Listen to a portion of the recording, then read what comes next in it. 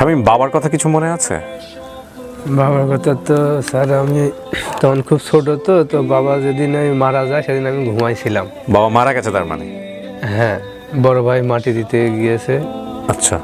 আমি ঘুমাইছিলাম, ছোট তো বুঝি না। হুম। পরে বুঝলাম যে বাপ মারা গেল। তারপরে তো মনে করেন যে সবার বড় ভাইয়ের নাম কি? জিয়া। জিয়া। এই আপনি হারাই গেলেন, অনেক আগের গল্প তো না? কত বছর আগে হারাইছেন? প্রায় 30-32 বছর। 32 বছর আগে, হ্যাঁ তাই তো মনে হচ্ছে। কেমন ছিল এই 32 বছরের জীবন বাপ মা পরিবার ছাড়া? খুব কষ্ট। নিজের পায়ে দাঁড়ানো, একটা কিছু হলে না এখানে কেউ নাই। না না, আমার জ্বর হইলো, জ্বর অবস্থায় কাজ করেছি মানুষের, কারণ বাজারে কুলিকের আপনার এই ডালার মধ্যে ঘুমাইছি, তারপরে আড়তের উপরে ঘুমাইছি, অর্ধেক রাতে বৃষ্টি হয়েছে, অর্ধেক শরীর ভিজে গিয়েছে, তারপরে ভিতরে যে আবার ওই পেঁয়াজ আলুর বস্তার উপরে ঘুমাইছি। কুলির কাজ করেছি, টুকাইয়ের কাজ করেছি, এই সোনারগাঁও হোস্টেলের সামনে পেপার বিক্রি করেছি, ফুল বিক্রি করেছি।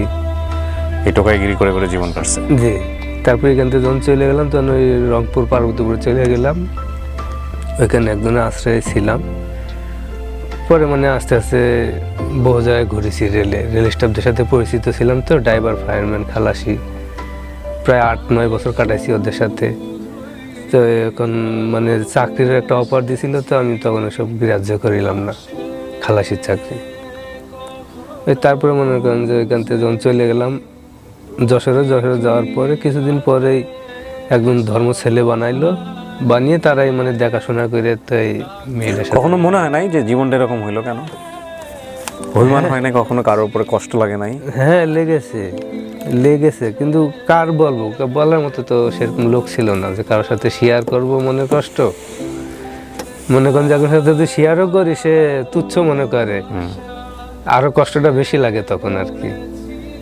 তাই সহজে কারো কিছু বলতাম না, ওই নীরবে থাকি, মনের কষ্ট মনেই আছে আর কি।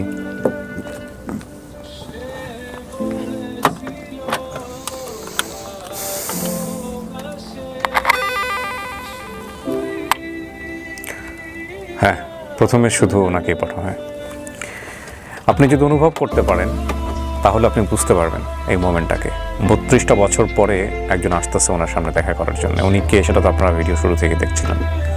32টা বছরকে অনুভব করে জাস্ট এই মোমেন্টটাকে রিয়েলাইজ করেন, তাহলে বুঝতে পারবেন যে ক্যামেরায় আসলে কি ধারণ করতে যাচ্ছি আমরা। আদারওয়াইজ বুঝতে পারবেন না এই ভিডিওর মর্মার্থ। দেখেন, কেউ একজন আসতেছে আপনার জন্য। আল্লাহ,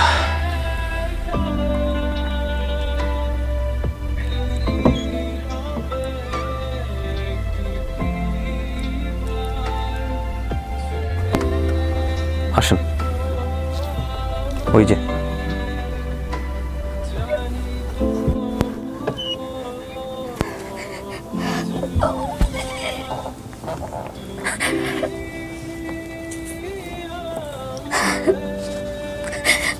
আমি কেমনে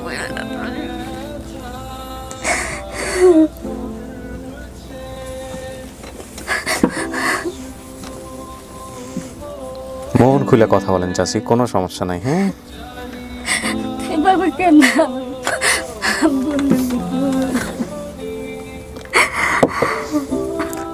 কোথায় জানি চিহ্ন আছে আপনার ছেলের?